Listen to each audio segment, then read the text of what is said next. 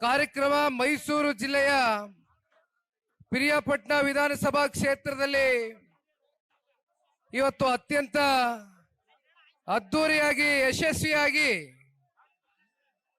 ಈ ಕಾರ್ಯಕ್ರಮದ ಜವಾಬ್ದಾರಿಯನ್ನ ಹೊತ್ತಿರತಕ್ಕಂತ ಪಿರಿಯಾಪಟ್ಟಣ ಕ್ಷೇತ್ರದ ನಿಕಟಪೂರ್ವ ಶಾಸಕರು, ಹಿರಿಯರು, ಅನುಭವಿಗಳು ಆಗಿರ್ತಕ್ಕಂಥ ಮಾನ್ಯ ಮಾದೇವಣ್ಣ ಅವರೇ, ಈ ತಾಲೂಕಿನ ಮಾದೇವಣ್ಣರವರ ಸುಪುತ್ರರು, ಭವಿಷ್ಯದ ನಾಯಕರಾಗಿರ್ತಕ್ಕಂಥ ನನ್ನ ಆತ್ಮೀಯ ಗೆಳೆಯ ಪ್ರಸನ್ನರವರೇ,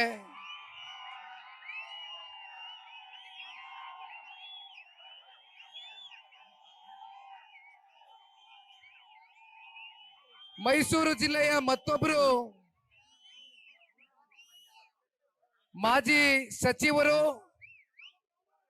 ಸನ್ಮಾನ್ಯ ಕುಮಾರಣ್ಣ ಅವರ ಜೊತೆಯಲ್ಲಿ ರಾಜಕಾರಣದ ಏಳು ಬೀಳುಗಳಲ್ಲಿ ಅವರ ಹೆಗಲಿಗೆ ಹೆಗಲು ಕೊಟ್ಕೊಂಡು ರಾಜಕಾರಣವನ್ನ ಕೂಡ ಬದಿಗಿಟ್ಟು ವೈಯಕ್ತಿಕವಾಗಿ ಒಂದು ಅತ್ಯಂತ ಸೌಹಾರ್ದಿತವಾದಂತ ಒಂದು ಸಂಬಂಧವನ್ನ ಇಟ್ಕೊಂಡಿರ್ತಕ್ಕಂಥ ಸನ್ಮಾನ್ಯ ಶ್ರೀ ಮಹೇಶ್ ಅಣ್ಣರವರೇ, ಹುಣಸೂರು ವಿಧಾನಸಭಾ ಕ್ಷೇತ್ರದ ಶಾಸಕರು, ನನ್ನ ಆತ್ಮೀಯ ಸಹೋದರ ಹರೀಶ್ ಗೌಡ್ರೆ, ವಿಧಾನ ಪರಿಷತ್ನ ಸದಸ್ಯರು ಮಂಜೇಗೌಡ್ರೆ, ವಿಧಾನ ಪರಿಷತ್ನ ಮತ್ತೊಬ್ರು ಸದಸ್ಯರು ವಿವೇಕಾನಂದರವರೇ, ಇತ್ತೀಚಿನ ದಿನಗಳಲ್ಲಷ್ಟೇ ನೂತನವಾಗಿ ಜಿಲ್ಲಾಧ್ಯಕ್ಷರಾಗಿ ನೇಮಕಾತಿಗೊಂಡಿರ್ತಕ್ಕಂಥ ಪಕ್ಷದ ಅತ್ಯಂತ ಪ್ರಾಮಾಣಿಕರಲ್ಲಿ ಒಬ್ಬರಾಗಿ, ಜೊತೆಯಲ್ಲಿ ಜಿಲ್ಲೆಯಲ್ಲಿ ಯಾವುದೇ ಸಣ್ಣ ಪುಟ್ಟ ವೈಮನಸ್ಸುಗಳು, ಭಿನ್ನಾಭಿಪ್ರಾಯಗಳು ಇದ್ದಂತ ಸಂದರ್ಭದಲ್ಲಿ ಅವೆಲ್ಲವನ್ನ ಸರಿದೂಗಿಸ್ಕೊಂಡು ಹೋಗ್ತಕ್ಕಂಥ ಆ ರಾಜಕೀಯ ಪ್ರಬುದ್ಧತೆ ಜೊತೆಯಲ್ಲಿ ಬಹುಶಃ ಅತ್ಯಂತ ಸೌಮ್ಯ ಸ್ವಭಾವದ ಒಂದು ವ್ಯಕ್ತಿತ್ವವನ್ನು ಹೊಂದಿರತಕ್ಕಂಥ ಟಿ ನರಸೀಪುರ ವಿಧಾನಸಭಾ ಕ್ಷೇತ್ರದ ನಿಕಟಪೂರ್ವ ಶಾಸಕರು ಅಶ್ವಿನ್ ಕುಮಾರ್ ಅಣ್ಣ ಅವರೇ, ಮತ್ತು ಮೈಸೂರು ಜಿಲ್ಲೆಯ ಮತ್ತೊಬ್ರು ಮುಖಂಡರು, ಕುಮಾರಣ್ಣನ ಆಪ್ತ ಬಳಗದಲ್ಲಿ ಗುರುತಿಸ್ಕೊಂಡಿರ್ತಕ್ಕಂಥ ರವಿ ಅಣ್ಣ ಅವರೇ, ಇವತ್ತು ವೇದಿಕೆ ಮೇಲೆ ಸಾಕಷ್ಟು ಜನ ಪಿರಿಯಾಪಟ್ಟಣ ವಿಧಾನಸಭಾ ಕ್ಷೇತ್ರದ ಮುಖಂಡರುಗಳು ಕೂತಿದ್ದಾರೆ. ವೇದಿಕೆ ಮುಂಭಾಗದಲ್ಲಿ ನನ್ನ ಮಾತು ಪ್ರಾರಂಭ ಮಾಡಲಿಕ್ಕಿಂತ ಮುಂಚಿತವಾಗಿ ತಾಲೂಕಿನ ಹಾಗೂ ಜಿಲ್ಲೆಯ ಮಾಧ್ಯಮದ ಸ್ನೇಹಿತರಿಗೆ ದಯಮಾಡಿ ಕ್ಷಮೆನ ಕೋರ್ಲಿಕ್ಕೆ ಬಯಸ್ತೇನೆ. ಕಾರಣ, ನಾನು ಬೆಳಗ್ಗೆ 11 ಗಂಟೆಗೆ ಮೈಸೂರಿಗೆ ಬಂದೆ. ಹೋಗ್ತಾ ಮಾತನಾಡ್ತಾನೆ ನಮ್ಮ ತಂಬಾಕು ಬೆಳೆಗಾರರ ಸಮಸ್ಯೆಯನ್ನ ತಿಳಿತಾ ಇದ್ದಂಗೆ ನಾವು ಅಲ್ಲಿ ಹೋಗ್ಬೇಕಾಗಿರ್ತಕ್ಕಂಥದ್ದು ಇವತ್ತು ಒಂದು ರೈತ ಪರವಾದಂತ ಒಂದು ಚಿಂತನೆ, ಬದ್ಧತೆ ಇಟ್ಕೊಂಡು ಪಾರ್ಟಿಯನ್ನ ಕಟ್ಟಿದ್ದೇವೆ.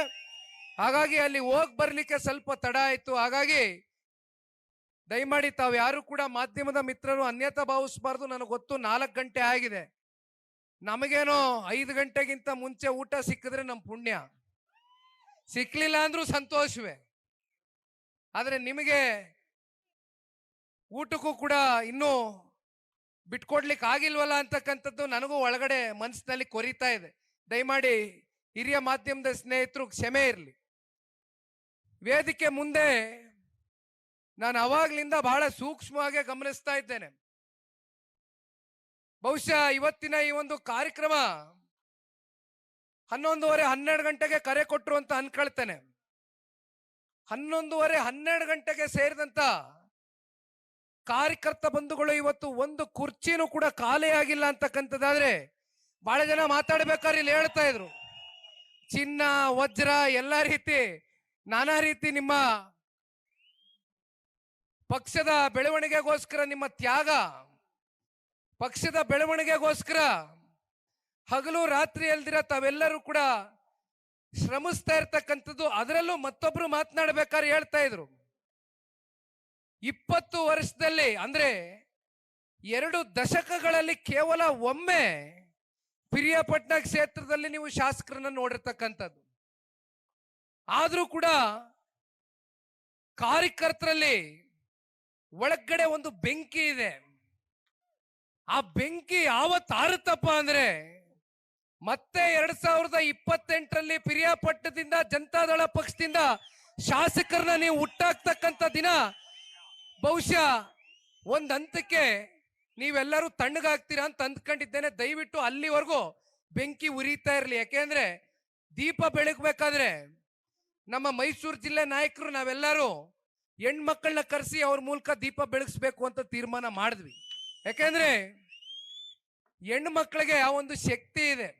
ಹೆಣ್ಣು ಮಕ್ಕಳು ಬೆಳಗಿದ ದೀಪ, ಆ ದೀಪ ಎಷ್ಟು ಉರಿತಾ ಇತ್ತು ಅಂತ ನೋಡಿದ್ರೆ ಬಹುಶಃ ಆ ತಾಯಿ ಚಾಮುಂಡೇಶ್ವರಿಯ ಒಂದು ಶುಭ ಸಂಕೇತ ಇವತ್ತು ಹೆಣ್ಮಕ್ಳ ಮೂಲಕ ದೀಪ ಬೆಳಗುವ ಮೂಲಕ 2028ಕ್ಕೆ ದಯಮಾಡಿ ಯಾರು ಕೂಡ ಇನ್ನು 2 ವರ್ಷಗಳ ಕಾಲ ವಿಶ್ರಾಂತಿ ತಗೊಳ್ತಕ್ಕಂಥದಕ್ಕೆ ಸಮಯ ಇದೆ. ನನಗೂ ಸಮಯ ಇದೆ, ತಮಗೂ ಸಮಯ ಇದೆ. ಇಲ್ಲಿ ಬಸವರಾಜ ನಿನ್ನ ಹೆಸರು, ಆ ಸಲ್ಯೂಟ್ ಚೆನ್ನಾಗಿ ಹೊಡೆದೆ ಕಣ. ನೀನ್ ಸಲ್ಯೂಟ್ಗೆಲ್ಲ ನೀನ್ ಕುಮಾರಣ್ಣಿಗೆ ತಗೊಂಬಂದ್ ಒಂದು ಫೋಟೋ ಕೊಟ್ಟಲ್ಲ, ಅದಕ್ಕೆ ನಿನ್ನ ಹೆಸರು ಕೇಳ್ಕೊಂಡೆ ಅಲ್ಲೇ ಬಸವರಾಜ್ ಅಂತ ಗೊತ್ತಾಯ್ತು. ನೋಡಿ ಆಯ್ತು ಆಯ್ತು ಕುತ್ಕೊಳ್ಳ ಗೊತ್ತಾಯ್ತು. ಮೈಸೂರು ಜಿಲ್ಲೆ ಇಡೀ ಹಳೆ ಮೈಸೂರು ಪ್ರಾಂತ್ಯದಲ್ಲಿ 2018ರಲ್ಲಿ ನಾನು ನೆನೆಸ್ಕೊಳ್ಳೇಬೇಕು. ಕುಮಾರ ಪರ್ವ ಚಾಲನೆ ಆಗಿದ್ದು ಇದೇ ಮೈಸೂರು ಜಿಲ್ಲೆ, ಇದೇ ಒಂದು ಪುಣ್ಯ ಭೂಮಿಯಲ್ಲಿ ರಾಜಕೀಯವಾಗಿ ಒಂದು ಶಕ್ತಿಯನ್ನ ತಂದುಕೊಟ್ಟು ಸನ್ಮಾನ್ಯ ಕುಮಾರಣ್ಣ ಅವರಿಗೆ ಈ ಜಿಲ್ಲೆಯಿಂದ ಮುಖ್ಯಮಂತ್ರಿಗಳಾಗಿ ಮಾಡಿದಂತ ಜಿಲ್ಲೆ ಇದು. ಹಾಗಾಗಿ ಇಂಥ ಒಂದು ಜಿಲ್ಲೆಯಲ್ಲಿ 2ನೇ ಹಂತದ ಪ್ರವಾಸ ಎತ್ಕೊಂಡಿರ್ತಕ್ಕಂಥದ್ದು, ಅದರಲ್ಲೂ ನಿಮ್ಮೆಲ್ಲರನ್ನು ಕೂಡ ನಿಮ್ಮೆಲ್ಲರ ಹುಮ್ಮಸ್ಸು, ಆ ಒಂದು ಚೈತನ್ಯವನ್ನ ಕಣ್ಣಾರೆ ನೋಡಿ ನನಗೆ 100ಕ್ಕೆ 100ರಷ್ಟು ಆತ್ಮವಿಶ್ವಾಸ ಇದೆ. ನಿಮ್ಮೆಲ್ಲರ ಒಂದು ದೃಢ ಸಂಕಲ್ಪ ದಯಮಾಡಿ 28ಕ್ಕೆ ವಿಧಾನಸಭಾ ಮೆಟ್ಲನ್ನ ಹತ್ತಿಸ್ತಕ್ಕಂಥದ್ದು ಒಂದು, ಇಲ್ಲಿ ಶಾಸಕರನ್ನ ಕಾಣ್ತಕ್ಕಂಥದ್ದು ಒಂದು. ಆದರೆ ಈ ವರ್ಷ ಕಾರ್ಯಕರ್ತರ ಚುನಾವಣೆ ಇದೆ. ಕಾರ್ಯಕರ್ತರ ಚುನಾವಣೆ ಬಹಳ ಗಂಭೀರವಾಗಿ ಈ ಬಾರಿ ಜನತಾದಳ ಪಕ್ಷ ಇದನ್ನ ಪರಿಗಣನೆಗೆ ತಗೊಂಡಿದೆ. ಕಾರಣ ನಮ್ಮ ವಿಧಾನಸಭಾ ಚುನಾವಣೆಗಳಲ್ಲಿ, ನಮ್ಮ ಸಂಸತ್ ಚುನಾವಣೆಗಳಲ್ಲಿ ನಮ್ಮನ್ನ ಶಾಸಕರಾಗಿ ಮಾಡಬೇಕು, ನಮ್ಮನ್ನ ಸಂಸದರಾಗಿ ಮಾಡಬೇಕು ಅಂತಕ್ಕಂಥ ಪ್ರತಿನಿತ್ಯದ ನಿಮ್ಮ ಹೋರಾಟಕ್ಕೆ ಇವತ್ತು ಕಾರ್ಯಕರ್ತರನ್ನ ಗುರುತಿಸಿ ಗ್ರಾಮ ಪಂಚಾಯಿತಿಗಳಲ್ಲಿ, ಜಿಲ್ಲಾ ಪಂಚಾಯಿತಿಗಳಲ್ಲಿ, ತಾಲೂಕು ಪಂಚಾಯಿತಿಗಳಲ್ಲಿ, ಯಾವುದೇ ಸ್ಥಳೀಯ ಚುನಾವಣೆಗಳಲ್ಲಿ ನಿಮ್ಮ ಕೈಗೆ ಅಧಿಕಾರವನ್ನ ಕೊಟ್ಟು, ನಿಮ್ಮ ಮೂಲಕ ಅಧಿಕಾರದ ಚುಕ್ಕಾಣಿಯನ್ನ ಕೊಟ್ಟು ಈ ರಾಜ್ಯದ ಸಮಗ್ರ ಅಭಿವೃದ್ಧಿಗೋಸ್ಕರ ಈ ವರ್ಷ ನಾವೆಲ್ಲರೂ ಕೂಡ ಮೈಸೂರು ಜಿಲ್ಲೆಯ ನಾಯಕರು ಪಣ ತೊಟ್ಟು ನಿಮ್ಮ ಜೊತೆಯಲ್ಲಿ ನಿಂತ್ಕೊಳ್ತೇವೆ ಗಟ್ಟಿಯಾಗಿ ಅಂತಕ್ಕಂಥದ್ದು ಈ ಸಂದರ್ಭದಲ್ಲಿ ಪಕ್ಷದ ಒಬ್ಬ ಯುವ ಕಾರ್ಯಕರ್ತನಾಗಿ ನಿಮಗೆ ಮಾತನ್ನ ಕೊಡ್ಲಿಕ್ಕೆ ಬಯಸ್ತೇನೆ.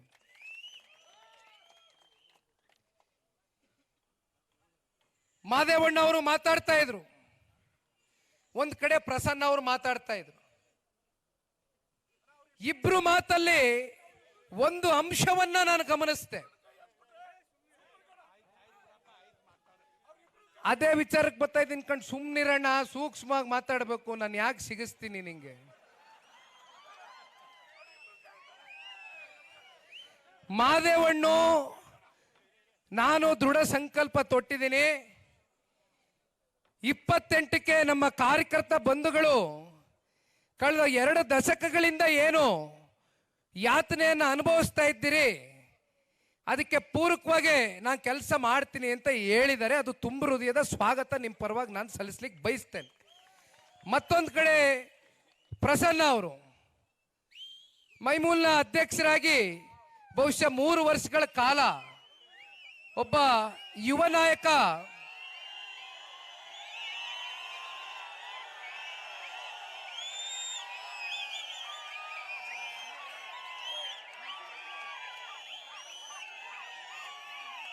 ಪ್ರಸನ್ನ ಅವರು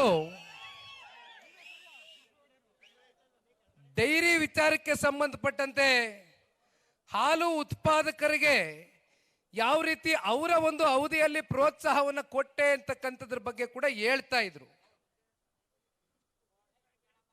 ಪ್ರಸನ್ನ ಅವ್ರಿಗೆ ನಾನು ಯಾವಾಗ್ಲೂ ಒಂದು ಮಾತನ್ನು ಹೇಳ್ತಾ ಇರ್ತೇನೆ.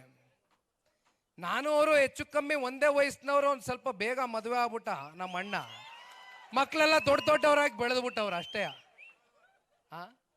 ನನಗೂ ಅವನಿಗೂ ಒಂದೇ ವಯಸ್ಸಲ್ಲ, ಆದ್ರೂ ನಮ್ಮ ಅಣ್ಣ ಅಂತ ಹೇಳಿದೀನಿ. ಬೇಗ ಮದುವೆ ಆಗೋದ, ಮಕ್ಕಳೆಲ್ಲ ದೊಡ್ಡವರಾಗ್ಬಿಟ್ಟವ್ರೆ ಅಂದೆ. ಇರ್ಲಿ, ಹೆಚ್ಚು ಕಮ್ಮಿ ಒಂದೇ ವಯಸ್ಸಿನವ್ರು, 4-5 ವರ್ಷ ನಾ ಕಮ್ಮಿ ಇರ್ಬೋದು ಅಷ್ಟೇ. ಪ್ರಸನ್ನನಿಗೆ ಇವತ್ತು ಈ ವೇದಿಕೆ ಮೇಲೆ ಒಂದು ಮಾತನ್ನ ತಿಳಿಸ್ಲಿಕ್ಕೆ ಬಯಸ್ತೇನಣ್ಣ. ದಯಮಾಡಿ ನೋಡಿ, ಒಂದು ಮಾತನ್ನ ತಿಳಿಸ್ತೇನೆ. ಮಾದೇವಣ್ಣ ಅವರಾಗ್ಲಿ, ಪ್ರಸನ್ನ ಅವರಾಗ್ಲಿ, ಆ ತಂದೆ ಮಗನ ಬಾಂಧವ್ಯ ಯಾರು ಕೂಡ ಕಿತ್ಕೊಳ್ಳಿಕ್ ಆಗೋದಿಲ್ಲ. ಅಂತ ನಂಟದು, ಅಂತ ಸಂಬಂಧ ಅದು. ಅವರಿಬ್ಬರು ಬಾಯಲ್ಲೂ ಒಂದೇ ಮಾತು ಬಂದಿರೋದು, ಕಾರ್ಯಕರ್ತರ ನೋವನ್ನ ನಾವು ಕಣ್ಣಾರೆ ನೋಡಕ್ಕಾಗ್ತಾ ಇಲ್ಲ. ಕಾರ್ಯಕರ್ತರನ್ನ ರಕ್ಷಣೆ ಮಾಡಬೇಕು, ಅವ್ರನ್ನ ಉಳಿಸ್ಕೊಳ್ಬೇಕು, ಯಾಗಾದ್ರೂ ಮಾಡಿ. ಅದಕ್ಕೆ ಇಬ್ರು ಕೂಡ ಜೊತೆನಲ್ಲಿ ನಿಂತು ಈ ಕ್ಷೇತ್ರದ ಕಾರ್ಯಕರ್ತರನ್ನ ಉಳಿಸ್ತಕ್ಕಂಥದ್ದು ಒಂದು, ಜೊತೆಯಲ್ಲಿ 28ಕ್ಕೆ ಜನತಾ ಸರ್ಕಾರ, ಈ ರಾಜ್ಯದಲ್ಲಿ NDA ಮಿತ್ರಕೂಟದ ಸರ್ಕಾರ ರಚನೆ ಆದಂತ ದಿನ 5 ವರ್ಷ ಏನು ಈ ಕ್ಷೇತ್ರದಲ್ಲಿ ಅಭಿವೃದ್ಧಿ ಅಂತಕ್ಕಂಥದ್ದು ಹಿಂದಿನಿಂದನೂ ಕೂಡ ಕುಸಿದೋಗಿದೆ. ಅದಕ್ಕೆ ಒಂದು ಮರುಜೀವ ಕೊಡ್ತಕ್ಕಂಥ ಕೆಲಸ ನಮ್ಮ ಕಾರ್ಯಕರ್ತರ ಮೂಲಕ ಇಬ್ರು ನಾಯಕರುಗಳು ಮಾಡ್ತಾರೆ ಅಂತಕ್ಕಂಥದ್ದು ನಾನು ಬಹಳ ಗಟ್ಟಿಯಾಗಿ ನಂಬ್ಕೊಂಡಿದ್ದೇನೆ. ಮಿಕ್ಕಂತ ವಿಚಾರಗಳು ಪಕ್ಷದ ವರಿಷ್ಠರು, ನಿಮ್ ಪ್ರೀತಿಯ ಮಾನ್ಯ ಕುಮಾರಣ್ಣ ಅವರು ಇದ್ದಾರೆ. ಕುಮಾರಣ್ಣ ಅವರ ಜೊತೆಯಲ್ಲಿ ಅತಿ ಶೀಘ್ರದಲ್ಲೇ ಎಲ್ಲ ಮೈಸೂರು ಜಿಲ್ಲೆಯ ನಾಯಕರು, ವಿಶೇಷವಾಗಿ ಸಾರಾ ಮಹೇಶ್ ಅಣ್ಣರವರು ಎಲ್ಲರೂ ಕೂತ್ಕೊಂಡು ಒಳ್ಳೆ ತೀರ್ಮಾನಗಳನ್ನ ತಗತ್ತೇವೆ. ಒಟ್ಟಾರೆಯಾಗಿ ನಾವು ತಗೊಳ್ತಕ್ಕಂಥ ತೀರ್ಮಾನ ಪಕ್ಷದ ಪರವಾಗಿ ಪಿರಿಯಾಪಟ್ಟಣ ವಿಧಾನಸಭಾ ಕ್ಷೇತ್ರದ ಕಾರ್ಯಕರ್ತರ ಪರವಾಗಿ ತೀರ್ಮಾನವನ್ನ ತೆಗೆದುಕೊಳ್ತೇವೆ. ದಯಮಾಡಿ ಎಲ್ಲರೂ ಕೂಡ ಇದೇ ಹುಮ್ಮಸ್ಸಿನಿಂದ, ನನಗೆ ಗೊತ್ತು ಇದು ಪಿರಿಯಾಪಟ್ಟಣದಲ್ಲಿ ಈ ಸಭೆ ಯಾವ ಲೆಕ್ಕಕ್ಕಲ್ಲ. ಈ ಸಭೆ ನೀವು ಮನ್ಸು ಮಾಡಿದ್ರೆ ವಿಧಾನಸೌಧ ಗಡಗಿಸುವಷ್ಟು ತಾಕತ್ತು, ಆ ಶಕ್ತಿ ಒಂದು ಸಮಾವೇಶ ಮೂಲಕ ಮುಂದಿನ ದಿನಗಳಲ್ಲಿ ಪಿರಿಯಾಪಟ್ಟಣ ಕ್ಷೇತ್ರದಲ್ಲಿ ವಿಶೇಷವಾಗಿ ಒತ್ತಿ ಒತ್ತಿ ಹೇಳ್ತಾನೆ. ಮಹೇಶ್ ಅಣ್ಣವರು ನನ್ನ ಪಕ್ಕದಲ್ಲಿ ಕೂತ್ಕೊಂಡ ಕಿವಿಲ್ ಒಂದೇ ಮಾತು ಹೇಳ್ತಾ ಇದ್ರು, ಎಲ್ಲ ಹೇಳ್ಬಿಟ್ಟವ್ರೆ ಚಿನ್ನ ವಜ್ರ ಅಂತ, ಇನ್ನೇನು ನನಗೆ ಉಳಿಸಿಲ್ಲ ಭಾಷಣ ಮಾಡಕ್ಕೆ. ಕೊನೆಗೆ ನನಗೆ ಮೈಕ್ ಕೊಟ್ಟವ್ರೆ, ತಗ ನೀನು ಮಾತಾಡು ಅಂತ. ಸನ್ಮಾನ್ಯ ದೇವೇಗೌಡರು ಸಾಹೇಬ್ರ ಮೇಲೆ, ಸನ್ಮಾನ್ಯ ಕುಮಾರಣ್ಣ ಅವ್ರ ಮೇಲೆ, ಜನತಾದಳ ಪಕ್ಷ ಅಂದ್ರೆ ರೈತರ ಪಕ್ಷ ಅಂತಕ್ಕಂಥದ್ದು ರೈತರು ಪ್ರತಿ ಸಂದರ್ಭದಲ್ಲೂ ಕೂಡ ನೋಡಿದ್ದೀರಿ. ಅದನ್ನ ಇಳಿ ವಯಸ್ಸಿನಲ್ಲಿ ದೇವೇಗೌಡರು ಸಾಹೇಬರು ಪ್ರತಿ ಸಂದರ್ಭದಲ್ಲೂ ಸಾಬೀತು ಮಾಡಿದ್ದಾರೆ. ಹಾಗಾಗಿ ಇಂಥ ಒಂದು ಪಕ್ಷವನ್ನ ಉಳಿಸ್ಕೊಳ್ತಕ್ಕಂಥ ನಿಟ್ಟಿನಲ್ಲಿ ನಾವು ನೀವೆಲ್ಲರೂ ಇವತ್ತೇನು ಸೇರಿದ್ದೀವಿ, ಮುಂದೆ ಸಮಯ ಬರಲಿ. ನಿಖಿಲ್ ಕುಮಾರಸ್ವಾಮಿಗೆ ಇನ್ನೂ ಕೈಕಾಲು ಗಟ್ಟಗವೆ, ಹೆಂಗೋ ಇನ್ನೂ ಯಾವುದೋ ಶುಗರು ಪದರು ಬಂದಿಲ್ಲ. ನೋಡುವ ಅದು ಎಲ್ಲಿವರೆಗೂ ಬರಲ್ಲ ಅಂತ, ಅದಿರ್ಲಿ, ಅದು ಬದಿಗಿಡುವ. ನಿಮ್ ಜೊತೆಯಲ್ಲಿ ಜಿಲ್ಲೆಯ ನಾಯಕರಿದ್ದಾರೆ. ನಿಖಿಲ್ ಕುಮಾರಸ್ವಾಮಿ ಪಿರಿಯಾಪಟ್ಟಣ ವಿಧಾನಸಭಾ ಕ್ಷೇತ್ರದ ಯಾವುದೇ ಆಗು ಹೋಗುಗಳಿರಲಿ, ಅದರ ಜವಾಬ್ದಾರಿ ಹೊಣೆಗಾರಿಕೆ ನಮ್ಮ ಮೈಸೂರು ಜಿಲ್ಲೆಯ ನಾಯಕರಾಗಿರ್ತಕ್ಕಂಥ ಸಾರಾ ಮಹೇಶ್ ಅಣ್ಣವರ ಜೊತೆಯಲ್ಲಿ ಇರ್ತಕ್ಕಂಥ ಎಲ್ಲ ನಾಯಕರ ಜೊತೆಯಲ್ಲಿ ಕೂತು ಕಾರ್ಯಕರ್ತರನ್ನ ಉಳಿಸ್ತಕ್ಕಂಥದ್ದಕ್ಕೆ, ಕಾರ್ಯಕರ್ತರನ್ನ ರಕ್ಷಿಸ್ತಕ್ಕಂಥದ್ದಕ್ಕೆ ನಿಮ್ಮ ಜೊತೆಯಲ್ಲಿ ನಾನು ಕೂಡ ಒಬ್ಬ ಕಾರ್ಯಕರ್ತನಾಗಿ ಹೆಜ್ಜೆ ಹಾಕ್ತೀನಿ. ದಯವಿಟ್ಟು ಯಾವುದೇ ಸಣ್ಣ ಪುಟ್ಟ ವಿಚಾರಗಳಿದ್ರು ಅದು ಇವತ್ತಿನಿಂದನೇ ಬದಿಗಿಟ್ಬಿಡಿ, ಅದು ಬಿಟ್ಟು ಮುಂದಕ್ಕೆ ಹೋಯ್ತೀನಿ. ಈಗ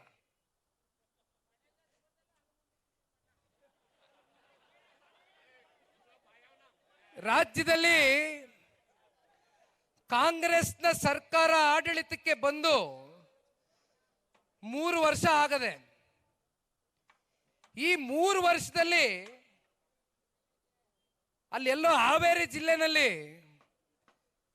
1000 ದಿನ ಪೂರೈಸಿದೆ ಈ ಸರ್ಕಾರ ಅಂತ ಸರ್ಕಾರದ ದುಡ್ಡಲ್ಲಿ, ಜನಗಳು ತೆರಿಗೆ ಮೂಲಕ ಕಟ್ತಕ್ಕಂಥ ದುಡ್ಡಲ್ಲಿ ಸಾಧನಾ ಸಮಾವೇಶ ಅಂತ ಮಾಡ್ತಾರೆ. 1000 ದಿನ ಪೂರೈಸ್ಬಿಟ್ಟಿದೀವಿ ಅಂತ ಮಹೇಶ್ ಅಣ್ಣವರು ಮಾತಾಡಬೇಕಾದ್ರೆ ಹೇಳ್ತಾ ಇದ್ರು. ಮೊನ್ನೆ ಬಿಜಾಪುರ ಜಿಲ್ಲೆಗೆ ಹೋಗಿದ್ದೆ. ಅಲ್ಲಿ ಪತ್ರಿಕಾ ಮಾಧ್ಯಮದ ಸ್ನೇಹಿತರಿಗೆ ಕುರಿತು ಮಾತಾಡಬೇಕಾದ್ರೆ ಒಂದು ಮಾತು ಹೇಳಿದೆ. ಇಂದಿನ ಮುಖ್ಯಮಂತ್ರಿಗಳು ಮೈಸೂರು ಜಿಲ್ಲೆಯವರೇ. ನನಗೆ ಅವರ ಹಿರಿತನದ ಬಗ್ಗೆ ಅತ್ಯಂತ ಗೌರವ ಇದೆ. ಆದರೆ 2013 ಮತ್ತೆ 2018 ಅವರ ಆಡಳಿತ ಮತ್ತೆ ಇವತ್ತಿನ ಆಡಳಿತ ಹೆಚ್ಚು ಕಮ್ಮಿ ಮಹೇಶ್ ಅಣ್ಣ ಅವ್ರು ಹೇಳ್ದಂಗೆ ಕರ್ನಾಟಕ ಕಂಡಂತ ಅತ್ಯಂತ ಅಪರೂಪದ ಒಂದು ವ್ಯಕ್ತಿತ್ವ ಮಾಜಿ ಮುಖ್ಯಮಂತ್ರಿಗಳು ದೇವರಾಜ್ ಅರಸರವರು. ಅವ್ರಿಗಿಂತ ನಾನು ಹೆಚ್ಚಾಗಿ ಆಡಳಿತ ದಿನಗಳು ಕಳೆದು ಬಿಟ್ಟದೆ ಅಂತ ತನ್ನಕ್ಕೆ ತಾನು ಬೆನ್ನಿಗೆ ತಟ್ಕೊಳ್ತಾರೆ. ಅದರ ಜೊತೆಯಲ್ಲಿ ಬಹುಶಃ 17ನೇ ಬಡ್ಜೆಟ್ ಇರಬೇಕು ಮಂಡಿಸ್ತಾ ಇರೋದು, ಮಾರ್ಚ್ 9ನೇ ತಾರೀಕು. ಮಾನ್ಯ ಸಿದ್ದರಾಮಣ್ಣ ಅವರು ಮೈಸೂರು ಜಿಲ್ಲೆಯಿಂದ ಏನು ಪ್ರತಿನಿಧಿಸ್ತಾರೆ, 8 ವರ್ಷಕ್ಕೂ ಹೆಚ್ಚು ಆಡಳಿತವನ್ನ ಮಾಡಿದ್ದೀರಿ ಮಾನ್ಯ ಸಿದ್ದರಾಮಣ್ಣ ಅವರೇ. ನಿಮಗೆ ಪಾಪ ಕುಮಾರಣ್ಣನ ತರ ಸಮ್ಮಿಶ್ರ ಸರ್ಕಾರದ ಒತ್ತಡಗಳು ಅರ್ಥ ಆಗ್ಲಿಕ್ಕಿಲ್ಲ. 135, 138 ದಾಖಲೆ ಪ್ರಮಾಣದ ಶಾಸಕರನ್ನ ಹೊಂದ್ಕೊಂಡಿದ್ದೀರಿ ಕರ್ಣ. ಆದ್ರೆ ನೀವು ಕೊಟ್ಟಿರ್ತಕ್ಕಂಥ ಸಾಧಿಸಿರ್ತಕ್ಕಂಥ ದಾಖಲೆ ಏನಪ್ಪಾ ಅಂದ್ರೆ 7,64,000 ಕೋಟಿ ಇವತ್ತು ನಮ್ಮ ರಾಜ್ಯ ಸಾಲದಲ್ಲಿ ಇದೆ. ಅದರಲ್ಲಿ ಅತಿ ಹೆಚ್ಚು ಸಾಲವನ್ನ ಮಾಡಿರ್ತಕ್ಕಂಥ ಕೀರ್ತಿಯನ್ನ ಹೊಂದಿರತಕ್ಕಂಥ ಮುಖ್ಯಮಂತ್ರಿಗಳು ಕರ್ನಾಟಕ ರಾಜ್ಯದಲ್ಲಿ ಅದು ಸನ್ಮಾನ್ಯ ಸಿದ್ದರಾಮಣ್ಣ ಅವರು. 5 ಲಕ್ಷ ಕೋಟಿ ಸಾಲ ಮಾಡಿದ್ದಾರೆ. ಇನ್ನ ಸ್ವಾತಂತ್ರ್ಯ ಬಂದಾಗಿದ್ದ ಇನ್ನ ಮಿಕ್ಕಂತ ಮುಖ್ಯಮಂತ್ರಿಗಳೆಲ್ಲ ಸೇರಿದ್ರೆ 2,64,000 ಕೋಟಿ ಸಾಲ ಮಾಡಿದ್ದಾರೆ. ನಾನು ಮಾನ್ಯ ಸಿದ್ದರಾಮಣ್ಣ ಅವರಲ್ಲಿ ಒಂದು ಪ್ರಶ್ನೆಯನ್ನ ಕೇಳಲಿಕ್ಕೆ ಬಯಸ್ತೇನೆ. ಕುಮಾರಣ್ಣ ಅವರು ನಿಮ್ಮ ಜೊತೆ ಸರ್ಕಾರ ರಚನೆ ಮಾಡಿದಾಗ ಇಲ್ಲಿ ಎಲ್ಲ ನಾಯಕರುಗಳು ಸ್ಮರಿಸ್ಕೊಳ್ತಾ ಇದ್ರು. ಇವತ್ತಿಗೂ ಕೂಡ ಹಳ್ಳಿಗಳು ಹೋದ್ರೆ ರೈತಾಪಿ ವರ್ಗ ನೀವು ನೆನೆಸ್ಕೊಳ್ತೀರಿ. ರೈತರು ಸಂಕಷ್ಟದಲ್ಲಿದ್ದಾಗ ಸಾಲಗಳು ತಗೊಂಡು ಸಾಲದ ಹೊರೆಯಿಂದ ಆತ್ಮಹತ್ಯೆಗೆ ಶರಣಾದಂತ ಸನ್ನಿವೇಶವನ್ನ ನೋಡಿ ನಮ್ಮ ರೈತರನ್ನ ಉಳಿಸ್ಬೇಕು ಅಂತಕ್ಕಂಥ ಗಟ್ಟಿ ನಿಲುವಿನಿಂದ ಸನ್ಮಾನ್ಯ ಕುಮಾರಣ್ಣವರು ತಗೊಂಡಂತ ತೀರ್ಮಾನ ಇಡೀ ದೇಶದಲ್ಲಿ ಯಾವುದಾದ್ರೂ ರಾಜ್ಯದ ಮುಖ್ಯಮಂತ್ರಿ ರೈತರ ಸಂಪೂರ್ಣ ಸಾಲ ಮನ್ನಾ ಮಾಡಿರ್ತಕ್ಕಂಥ ಏಕೈಕ ನಿದರ್ಶನ ಇದ್ರೆ ಅದು ರೈತರ ಮಗ ಸನ್ಮಾನ್ಯ ದೇವೇಗೌಡರು ಸಾಹೇಬರ ಸುಪುತ್ರ ಸನ್ಮಾನ್ಯ ಕುಮಾರಣ್ಣ ಅವರು. ರೈತರ ಸಾಲ ಮನ್ನಾ ಮಾಡಿಯೂ ಕೂಡ ಕುಮಾರಣ್ಣ ಅವರು ರಾಜ್ಯವನ್ನ ಅಥವಾ ರಾಜ್ಯದ ಪ್ರಜೆಗಳನ್ನ ಸಾಲಗಾರರಾಗಿ ಮಾಡಲಿಲ್ಲ. ಇದು ಕುಮಾರಣ್ಣನ್ಗೆ ಆಡಳಿತದಲ್ಲಿ ಇರ್ತಕ್ಕಂಥ ಅನುಭವ. ಇವತ್ತು ಯಾತಕ್ಕೋಸ್ಕರ ಕುಮಾರಣ್ಣ ಅವರು ಅಥವಾ ಕುಮಾರಣ್ಣನ ದೇಶದ ಗೌರವಾನ್ವಿತ ಪ್ರಧಾನ ಮಂತ್ರಿಗಳು ಶ್ರೀ ನರೇಂದ್ರ ಮೋದಿಜಿಯವರು ಅತ್ಯಂತ ಗೌರವದಿಂದ 2 ಹುದ್ದೆಗಳನ್ನ ಕೊಟ್ಟಿದ್ದಾರೆ. ವಿಕಸಿತ ಭಾರತವನ್ನ ಕಟ್ತಕ್ಕಂಥದಕ್ಕೆ ಕುಮಾರಣ್ಣ ಅಂತಕ್ಕಂಥ ಒಬ್ಬ ಮಂತ್ರಿ ನನ್ನ ಸಚಿವ ಸಂಪುಟದಲ್ಲಿ ಇರಬೇಕು ಅಂತಕ್ಕಂಥ ನಿರ್ಧಾರವನ್ನು ಮಾಡಿ ದೇಶದ ಗೌರವಾನ್ವಿತ ಪ್ರಧಾನ ಮಂತ್ರಿಗಳೊಂದು ಅವಕಾಶ ಕೊಟ್ಟಿದ್ದಾರೆ. ಅದಕ್ಕೆ ಕಾರಣ 2 ಬಾರಿ ಅತ್ಯಂತ ಅಲ್ಪಾವಧಿಯಲ್ಲಿ ಅವರು ಕೊಟ್ಟಿರ್ತಕ್ಕಂಥ ಕಾರ್ಯಕ್ರಮಗಳು, ಯೋಜನೆಗಳು ಜನಾನುರಾಗಿಗಳಾಗಿ ಇವತ್ತು ಸನ್ಮಾನ್ಯ ಕುಮಾರಣ್ಣ ಅವರು ಅಧಿಕಾರ ಇರಲಿ ಅಧಿಕಾರ ಇಲ್ಲದೆ ಹೋಗ್ಲಿ ನಮ್ಮ ಮನೆ ಮುಂದೆ ಇವತ್ತಿಗೂ ಕೂಡ ಬರ್ತಕ್ಕಂಥವ್ರು ಯಾರೋ ಸೂಟು ಬೂಟ್ ಹಾಕೊಂಡಿರ್ತಕ್ಕಂಥ ದೊಡ್ಡ ದೊಡ್ಡ ವ್ಯಾಪಾರಸ್ಥರಲ್ಲ. ರೈತರು ಯುವಕರು ಕೆಲಸ ಕೇಳ್ಕ ಬರ್ತಾರೆ. ಇಲ್ಲಾಂದ್ರೆ ಯಾರು ಆರೋಗ್ಯ ಸಮಸ್ಯೆ ಇದ್ರೆ ಸಮಸ್ಯೆ 5 ಲಕ್ಷ 10 ಲಕ್ಷ 20 ಲಕ್ಷ ಬಿಲ್ಗಳಾಗವೆ, ನಮ್ಗೆ ಹೆಂಗಾದ್ರೂ ಮಾಡಿ ನಮ್ಮನ್ನು ಉಳಿಸ್ಕಡಿ ಅಂತ ಬರ್ತಾರೆ. ಇದು ಕುಮಾರಣ್ಣ ಅವರು ಸಂಪಾದನೆ ಮಾಡಿರ್ತಕ್ಕಂಥ ಆಸ್ತಿ.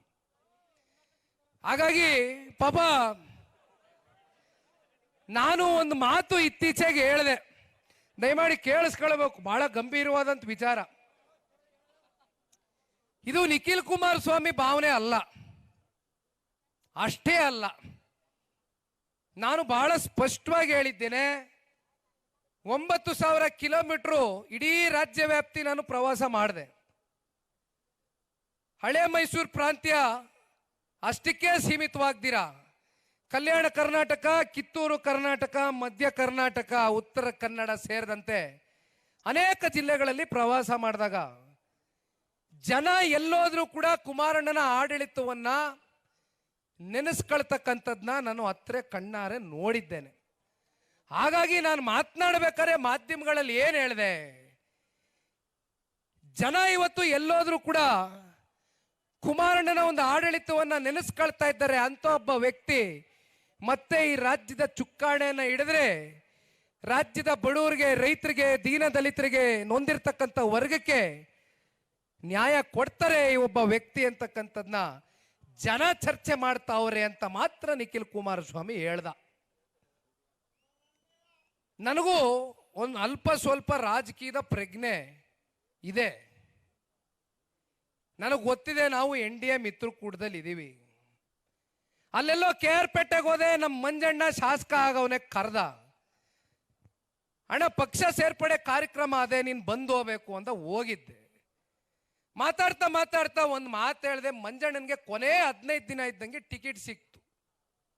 ಅಲ್ಲಿ ಸ್ವಲ್ಪ ಪೈಪೋಟಿ ಇತ್ತು ಟಿಕೆಟ್ ವಿಚಾರವಾಗಿ.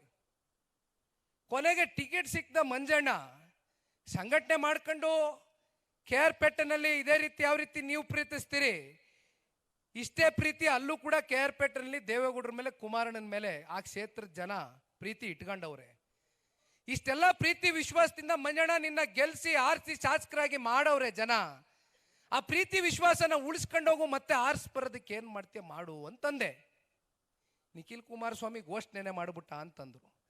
ನಾನು ಒಂದು ಮಾತು ಹೇಳ್ತೇನಣ್ಣ, ನಾನು ಈ ಪಕ್ಷದ ಅತ್ಯಂತ ಸಾಮಾನ್ಯ ಕಾರ್ಯಕರ್ತನಲ್ಲಿ ಒಬ್ಬ. ನಿಮ್ ಜೊತೆಯಲ್ಲಿ ನಾನು ಬೆರಿತಕ್ಕಂಥದಕ್ಕೆ ಬಂದಿರತಕ್ಕಂಥವ್ನು. ಜನರೊಂದಿಗೆ ಜನತಾದಳ ಘೋಷ ವ್ಯಾಖ್ಯೆ ಕೊಟ್ಟಿರ್ತಕ್ಕಂಥದ್ದು ಯಾವತ್ತೂ ಕೂಡ ಜಾತ್ಯತೀತ ಜನತಾದಳ ಜನರೊಂದಿಗೆನೆ ಇದ್ದು 25 ವರ್ಷ ಒಂದು ಪ್ರಾದೇಶಿಕ ಪಕ್ಷ ಬೆಳ್ಳಿ ಹಬ್ಬವನ್ನ ಆಚರಣೆ ಮಾಡ್ತಾ ಇದೆ ಅಂತಕ್ಕಂಥದ್ದಾದ್ರೆ ಅದು ಬಹುಶಃ ಕರ್ನಾಟಕ ರಾಜ್ಯದಲ್ಲಿ ಒಂದು ದೊಡ್ಡ ಮೈಲಿಗಲ್ಲು, ಒಂದು ಇತಿಹಾಸ ಅಂತಕ್ಕಂಥದ್ದು ಈ ಸಂದರ್ಭದಲ್ಲಿ ನಾನು ಹೇಳ್ತಾ, ಅದಕ್ಕೆ ಕಾರಣಕರ್ತರಾಗಿರ್ತಕ್ಕಂಥವ್ರು ತಾವುಗಳೆಲ್ಲ. ಯಾವುದೇ ಅಪೇಕ್ಷೆಗಳಿಲ್ದಿರ, ನಿರೀಕ್ಷೆಗಳಿಲ್ದಿರ ಈ ಪಕ್ಷವನ್ನ ಕಟ್ತೇವೆ. ದೇವೇಗೌಡರು ಸಾಹೇಬರು ಕಟ್ಟಿರ್ತಕ್ಕಂಥ ಪಕ್ಷಕ್ಕೆ ನಾವೆಲ್ಲರೂ ಕೂಡ ಆಧಾರ ಸ್ತಂಭಗಳಾಗಿ ನಿಲ್ತೇವೆ. ನಮ್ಮ ಮನೆ ಮಠ ಹೋದ್ರೂ ಪರವಾಗಿಲ್ಲ, ನಮಗೆ ಪಕ್ಷ ಉಳಿಬೇಕು ಅಂತ ತ್ಯಾಗದ ಮನಸ್ಥಿತಿಯಿಂದ ಇರ್ತಕ್ಕಂಥವ್ರು. ಯಾಕಂದ್ರೆ ನಾನು ಎರಡೂ ಪಕ್ಷದ ಕಾರ್ಯಕರ್ತರನ್ನು ನೋಡಿದ್ದೀನಿ. ಎರಡೂ ಪಕ್ಷದಲ್ಲೂ ಅಲ್ಲಿ ಇಲ್ಲಿ ಬರ್ತಕ್ಕಂಥ ಕೆಲವೊಂದಷ್ಟು ವಿಚಾರಗಳನ್ನು ನಾನು ಕೇಳಿದ್ದೀನಿ. ಎರಡೂ ರಾಷ್ಟ್ರೀಯ ಪಕ್ಷಗಳಲ್ಲಿ ಹೇಳೋದೊಂದೇ, ಜನತಾದಳ ಪಕ್ಷದ ಕಾರ್ಯಕರ್ತರು ಒಂದು ರೀತಿ ಸೈನಿಕರಿದ್ದಂಗೆ, ಯೋಧರಿದ್ದಂಗೆ, ದೇಶಕ್ಕೆ ಯಾವ ರೀತಿ ಪ್ರಾಣ ಕೊಡ್ಲಿಕ್ಕೂ ಸಿದ್ಧ ಇರ್ತಾರೆ, ಅದೇ ರೀತಿ ಪಕ್ಷಕ್ಕೋಸ್ಕರ ಯಾವ ಹಂತಕ್ಕೆ ಬೇಕಾದ್ರೂ ಕಾರ್ಯಕರ್ತರು ಹೋಗ್ಲಿಕ್ಕೆ ಸಿದ್ಧ ಇದ್ರೆ ಅದು ಜಾತ್ಯತೀತ ಜನತಾದಳ ಪಕ್ಷದ ಕಾರ್ಯಕರ್ತರು ಮಾತ್ರ ಅಂತಕ್ಕಂಥದ್ದು ಈ ಸಂದರ್ಭದಲ್ಲಿ ನಾನು ಬಹಳ ಗಟ್ಟಿಯಾಗಿ ಹೇಳಬೇಕಾಗ್ತದೆ. ಹಾಗಾಗಿ ನಿಮ್ಮ ಜೊತೆಯಲ್ಲಿ ಪಕ್ಷ ಇದೆ, ಜಿಲ್ಲೆಯ ನಾಯಕರಿದ್ದಾರೆ, ನಾನು ಒಬ್ಬ ಸಾಮಾನ್ಯ ಕಾರ್ಯಕರ್ತನಾಗಿ ನಿಮ್ಮ ಜೊತೆಲಿ ಇರ್ಲಿಕ್ಕೆ ಬಯಸ್ತೇನೆ. ಬಹಳ ಜನ ಹೇಳ್ಬೋದು ನಿಖಿಲ್ ಕುಮಾರಸ್ವಾಮಿ, ಮಹೇಶ್ ಅಣ್ಣನಿಗೆ ಬಹಳ ಚೆನ್ನಾಗಿ ಗೊತ್ತು, ಹರೀಶ್ ರವ್ರಿಗೆ ಬಹಳ ಚೆನ್ನಾಗಿ ಗೊತ್ತು.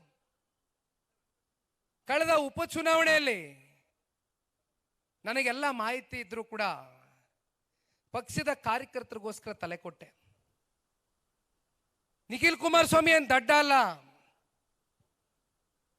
ಮುಂದೆ ತೋರಿಸ್ತೀನಿ ನಾನು ಏನು ಅನ್ನೋದನ್ನ.